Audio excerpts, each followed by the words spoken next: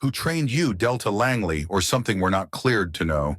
She didn't answer, didn't resist. Just let them cuff her at the shooting range. No badge, no name, only a coin with no markings and a notebook filled with global coordinates. They thought she was dangerous. They had no idea how right they were. At court, it was supposed to be routine until a Navy admiral walked in. Veterans stood. The judge read one classified file and dropped every charge. She wasn't a threat. She was Commander Camille Hartley, and she was never meant to be found. Welcome to Grateful Stories, where tales of compassion and kindness are told. Let's uncover what really happened. Dawn came late to Summit Point that time of year. The ocean was a wall of gray beyond the tree line, and the fog pressed against the hills like it was trying to remember something. From the road, the shooting range barely revealed itself, just a chain-link gate and a wooden sign stained by salt air and time. Frank McCall unlocked the gate like he had for years, slow, deliberate, checking the latch twice. Inside his booth, the coffee pot hissed on cue.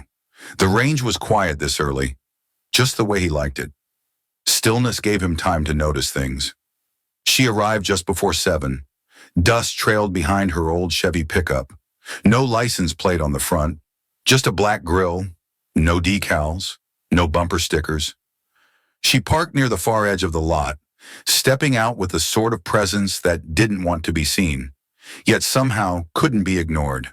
Faded jeans, gray windbreaker, ball cap pulled low, no phone in hand, no earbuds, just a long black case in her grip and a walk that was neither casual nor hurried efficient. Frank watched her through the booth window as she moved to lane 7, the farthest, the most isolated. She unpacked her rifle slowly, assembling it with care, not speed. Bolt locked with a subtle click, sling adjusted with 2 quick tugs. She laid out a small cloth, no larger than a placemat, and placed 3 things on it: a pen, a notebook, and a single coin. It wasn't until she started shooting that Frank leaned forward.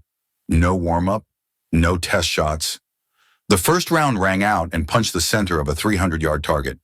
The next 5 did the same, spaced seconds apart, no wasted movement, no hesitation. Then she shifted. Her second group went to 600 yards.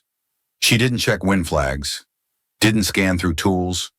She made a small correction, left elbow adjustment, slightly different grip, and fired again.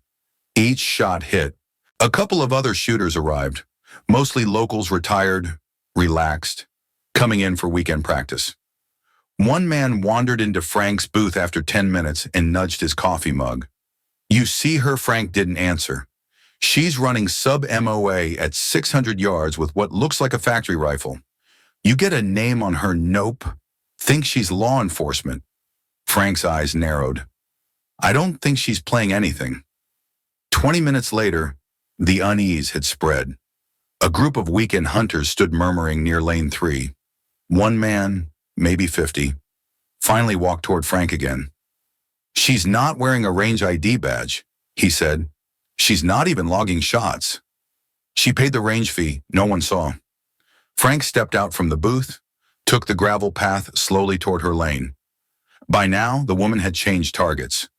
She was shooting steel gongs at distances that hadn't been used all season, some partially rusted, half covered in pine needles, and still, her rhythm stayed unbroken. As Frank got closer, she paused only to reload. Then she looked at him. It wasn't a challenge, wasn't nervous either. Just a quiet assessment, like she was taking in every detail of his stance, his breathing, the tilt of his boot toward the gravel. "Ma'am," Frank said calmly, "can I ask where your range badge is? I didn't get one," she replied, voice level. "Mind if I see some ID?" She reached into her jacket and handed him a white plastic card. No name, no logo, just a mag stripe and a tiny raised number etched near the corner. "What is this? A key card?" To what she didn't answer, Frank returned it without comment. "You paid your fee. I left cash in the envelope slot." Frank nodded slowly. "You military?" She looked back at the target. Not anymore. That was the end of it. She turned back, adjusted her sling, and resumed firing. Frank walked back to the booth and didn't say another word. But someone else had been watching too. Near the entrance gate, a new silver SUV had pulled in plain, clean, with 2 local deputies stepping out. They approached with polite authority, hands near their belts, but not on them. One called out from a distance, "Ma'am, can we speak with you for a moment?" She lowered her rifle, stepped back, hands relaxed. The exchange was quiet, almost routine at first. "Do you have a permit for that firearm?" "No," she said. "Do you have identification?" "No." "Any reason why not?" A pause. "Not one I can share." One deputy asked to search her vehicle. She gave a small nod.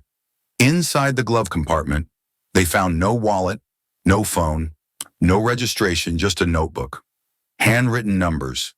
Some looked like GPS coordinates. Others were time notations, military format. "Ma'am, and we're going to ask you to come with us. You're not under arrest, but we need clarification." She didn't argue, didn't ask questions. Let them cuff her front restraints, not behind the back, and walk between them like someone who knew exactly how to be escorted without resistance. Frank watched it all unfold without saying a word. Only when they drove off did he walk back to lane 7. Her mat was still there. The notebook had been taken, but the coin remained. He picked it up. It was foreign dull brass, slightly bent, no country or year. Later that afternoon, in a holding cell at the Summit Point Sheriff's Department, she remained quiet. Booking found nothing. No matches. Fingerprints returned blank. One detective, Rowe, took the lead, trying a range of tactics. She responded with nods or silence. Occasionally, a single sentence. "You understand withholding your identity is a federal crime?" he asked. She blinked once. "I understand the law." Her voice wasn't sharp. It was clean, trained. Rowe leaned back in his chair.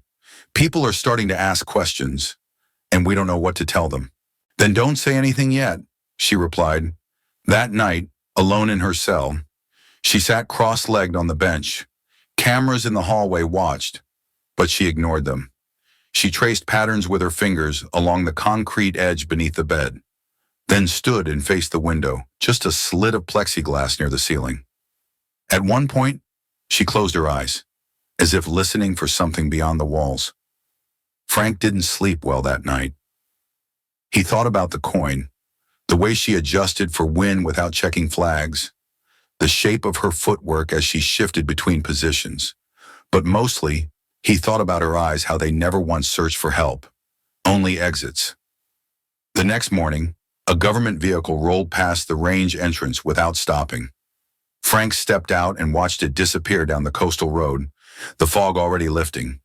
He didn't know what agency had shown up, but he had a feeling things were just beginning. The morning fog hadn't lifted when the courthouse doors opened. Inside, the benches were already packed, reporters from Portland in the back, local veterans up front, and a line of plainclothes observers who didn't quite fit with either. The atmosphere wasn't tense yet, but it was coiled, like something was waiting to happen. Camille Hartley entered quietly, escorted by 2 deputies. She wore an orange jumpsuit with the sleeves neatly rolled, and her hands remained cuffed in front. Her expression was unreadable, not stoic but composed, like she'd been in rooms like this before and learned when stillness spoke more than defense. Detective Elliot Rowe sat near the front, watching her closely.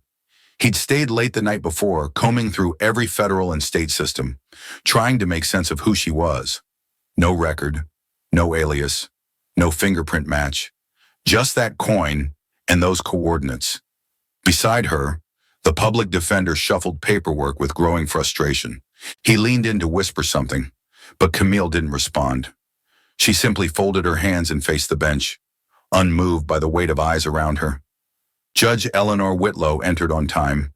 A former military JAG, she held a reputation for discipline without drama. But today's file had caught her off guard. The packet was thin, the charges unclear, and yet both Homeland Security and the FBI had contacted her office separately the night before. Whitlow adjusted her glasses, glanced at the gallery, then nodded to the clerk. "Call the case." The clerk rose. State of Maine versus Jane Doe. Charges possession of an unregistered firearm, failure to comply with law enforcement, and possible connection to ongoing national security matters. Murmurs stirred in the gallery. Camille stood as instructed. She didn't speak. The judge raised an eyebrow. Miss Doe, how do you plead? Her attorney sighed and stepped in. Your Honor, we request a continuance. My client hasn't provided sufficient background for me to mount a defense. Before the judge could respond, a man rose from the third row. Your Honor, Special Agent Russell Green, Department of Homeland Security, we're requesting immediate federal transfer. The defendant may be linked to an intelligence breach involving military assets. Another voice followed without pause. Agent Claire Holt, FBI Counterintelligence. We have an active interest in the defendant as part of a separate investigation tied to coastal surveillance. Whitlow raised a hand. Enough. The courtroom fell silent. I don't know who she is, and clearly, neither do any of you. This is still a state courtroom. Until I'm convinced otherwise, we proceed under state law. Camille didn't react. Her breathing stayed steady, her posture perfect. The judge looked down at the file, then back up. Miss Doe, are you prepared to make a statement on your own behalf? She looked up at that just briefly and shook her head once. Rowe shifted in his seat. There was something in that gesture. Not refusal, not fear. It was control. A door opened at the rear of the courtroom, not loud but enough to catch attention. Two uniformed Navy officers stepped inside first, followed by a man in full dress white. His ribbons were exact, his walk purposeful. He carried no briefcase, no escort, just a sealed envelope in his left hand. Rowe recognized him from the Navy archives. Admiral William Kerrigan. The courtroom held its breath as he approached the bench. He didn't introduce himself. He simply handed the envelope to the bailiff, who presented it to Judge Whitlow without a word. She broke the seal and began reading. The silence stretched. Her eyes moved across the page, then paused. She read it again. When she looked up, her face had changed. In light of documentation presented by the Department of Defense, she said, her voice sharp and level, this court dismisses all charges against the defendant, effective immediately. This case is now classified under National Security Protocol. She turned to Camille. Commander Hartley, you are free to go. The room reacted in waves: confusion, disbelief, then recognition as the word commander sank in. The deputies who had escorted her stood straighter. The veterans in the front row rose instinctively. Even the public defender stared, speechless. Camille gave a small nod to the judge. Then she turned to the Admiral. Sir, she said quietly, I apologize for the delay. His reply was louder, deliberate.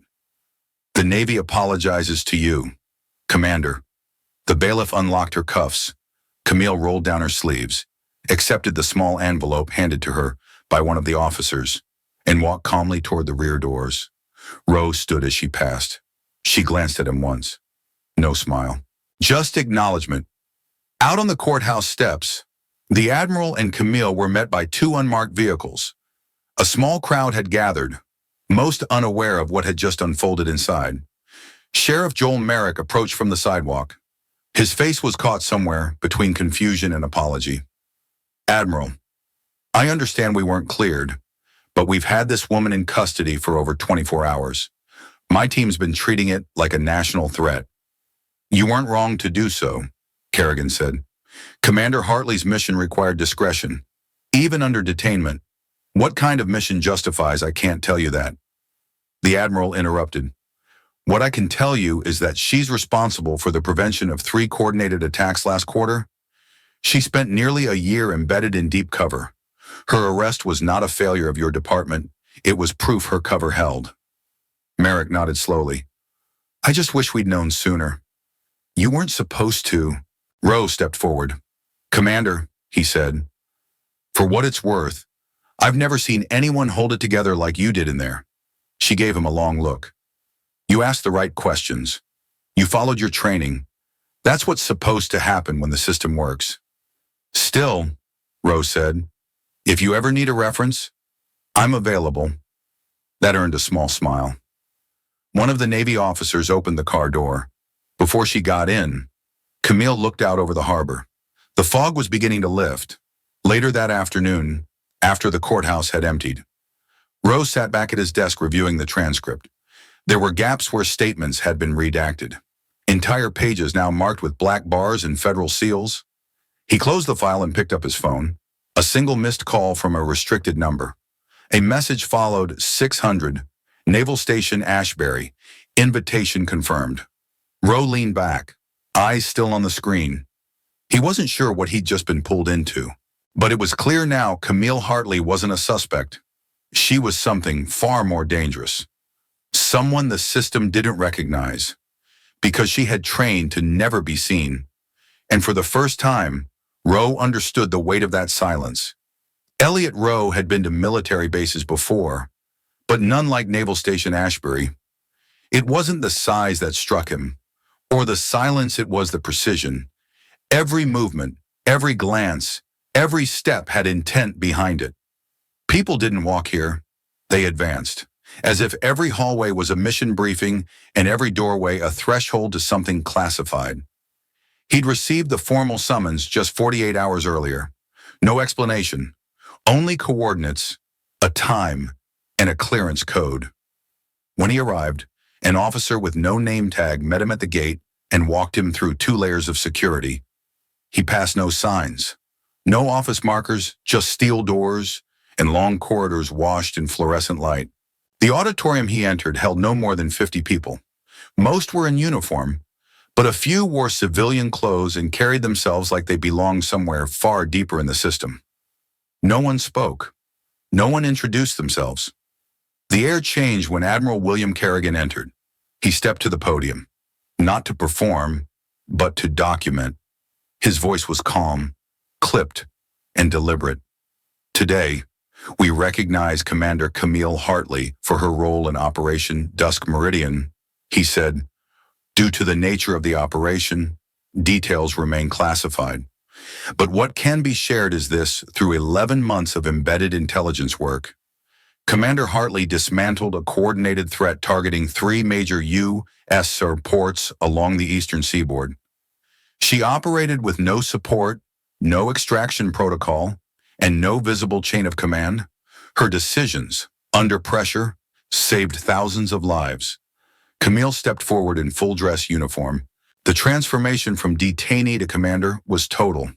Her eyes were steady, her face unreadable. But Elliot noticed something different in her bearing, not pride. Exactly. More like resolution. She accepted the commendation without ceremony.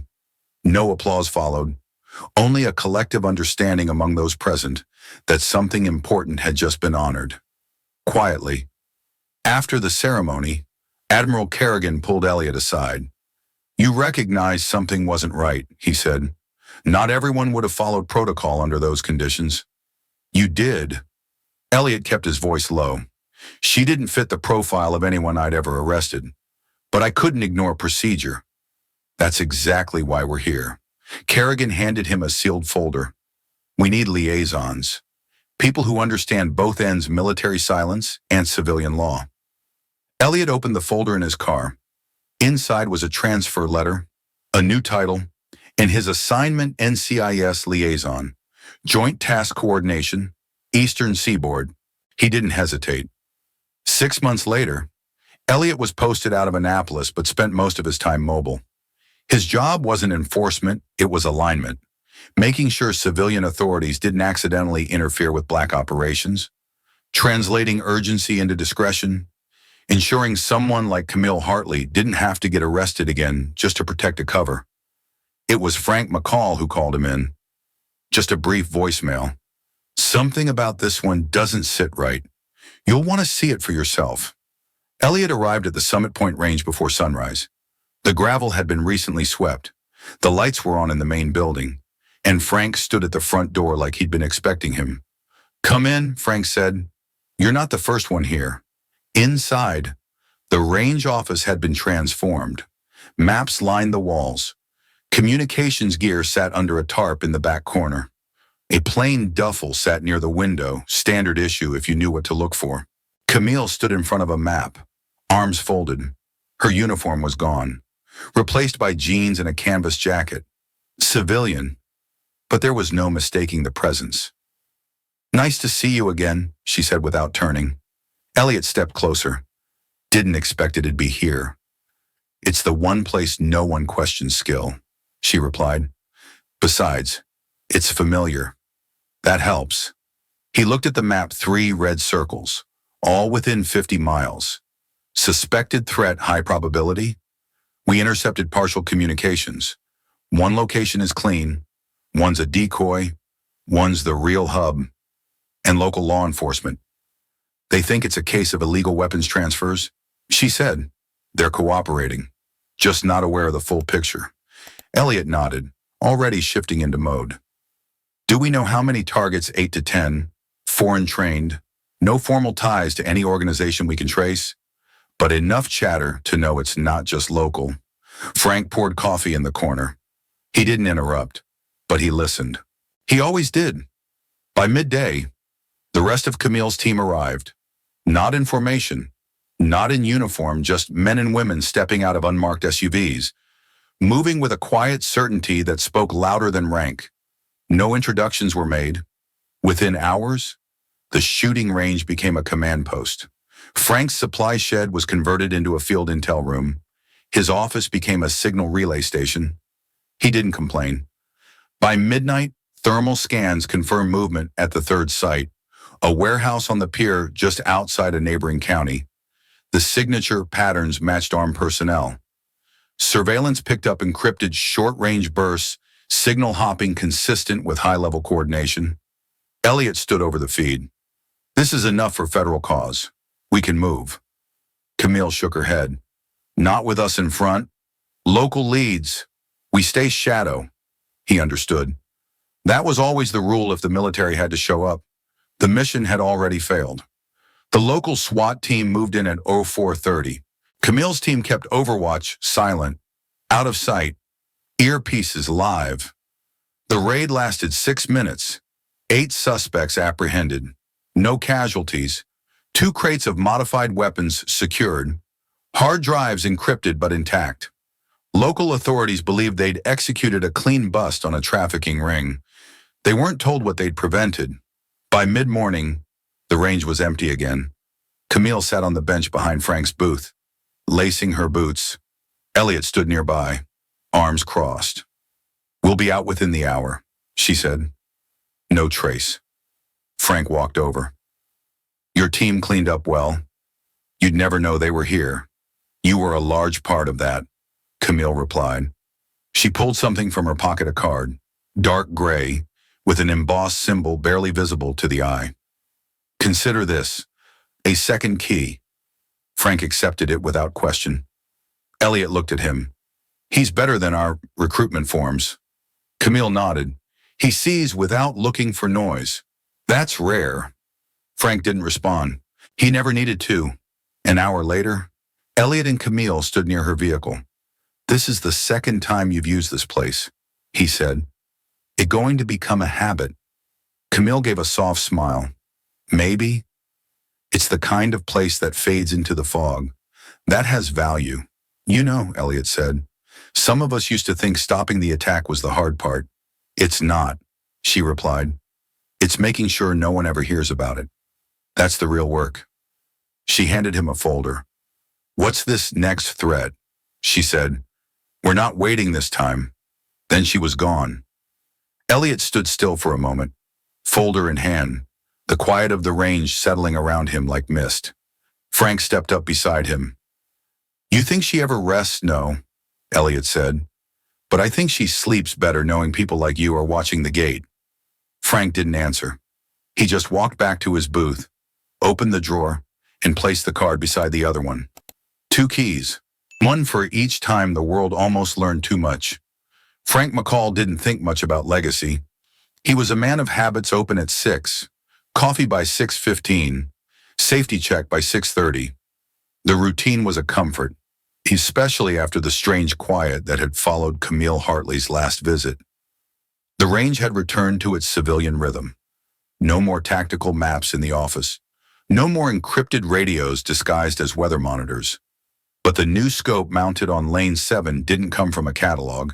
It had arrived without a sender. Inside the package was a folded slip of paper. No letterhead.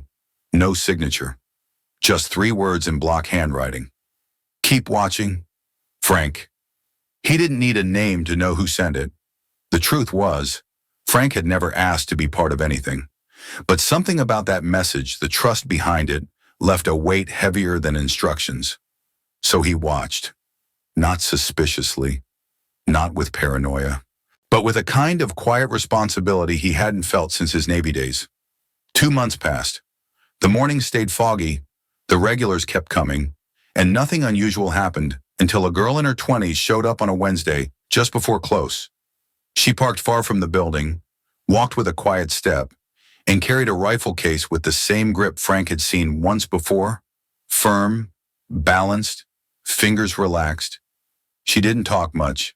Signed in, paid in cash, and chose Lane 7. Frank watched from the booth.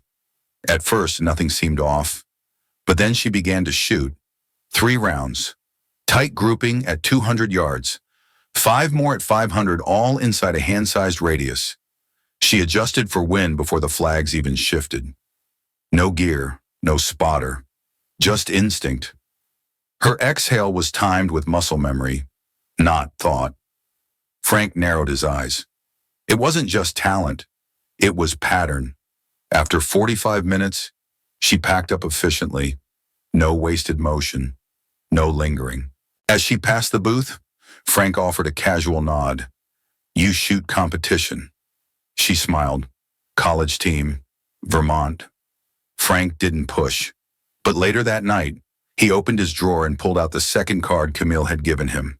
Not the black one. This one was charcoal gray, with an embossed insignia only visible under direct light.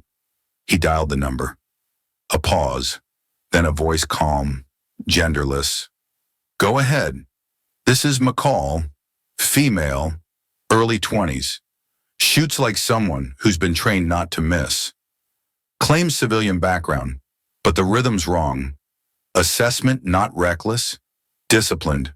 Probably in an evaluation cycle. We'll confirm. Thank you. The call ended without a goodbye. 3 days later, she returned.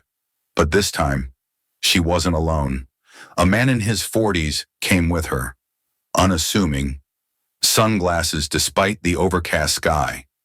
Frank recognized his type, not a shooter, but someone who issued orders others didn't question. They took Lane 5. The girl shot. The man observed. Their conversation was inaudible, but their body language told the story of teacher and student.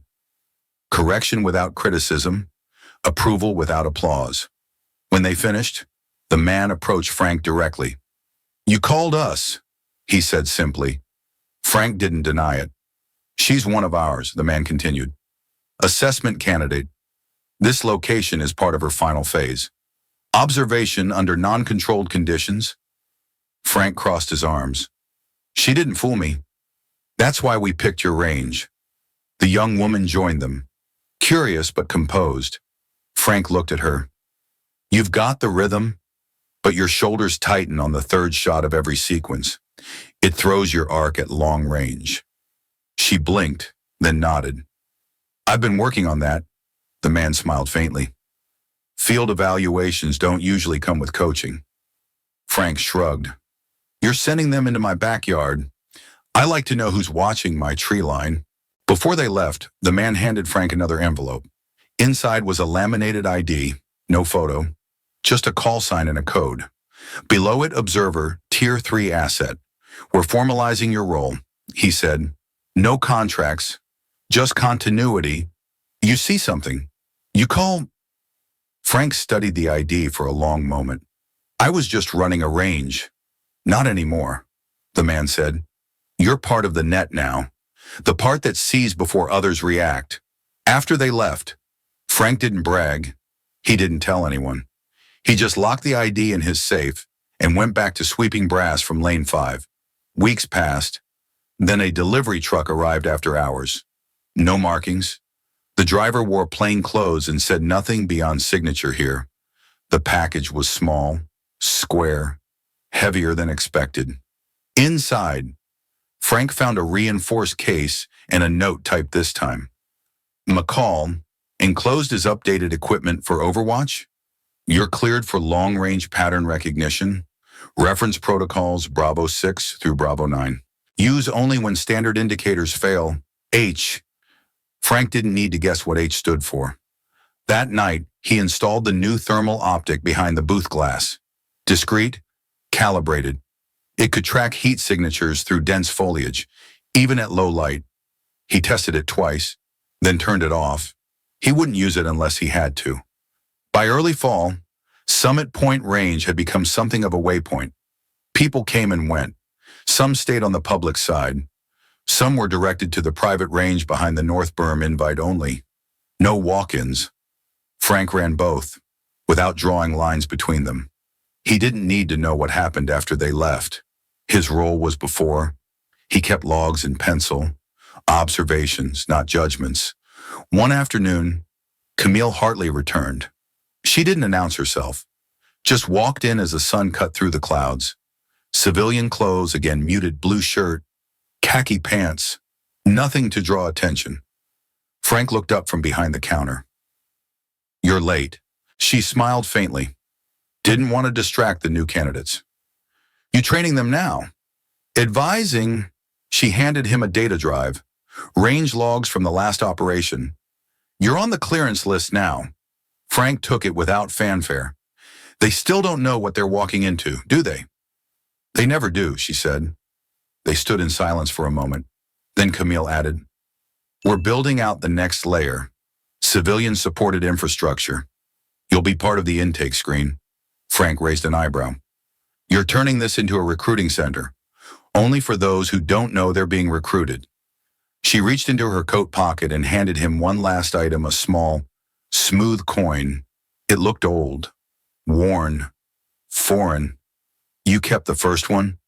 She said. This one's for the wall. Frank turned it in his hand. You ever gonna tell me what these mean? Don't worry, she said. But if someone comes through holding one, you'll know what to do. She left just before dusk. No fanfare, no farewell. The next morning, Frank arrived early. The fog was low, the range empty. He walked out to lane 7, placed the coin behind the scope mount, and locked it in. No word, no plaque, just a quiet marker for those who understood. That afternoon, a new shooter arrived. Young, quiet, a little too alert. Frank didn't ask her name. He just watched the wind.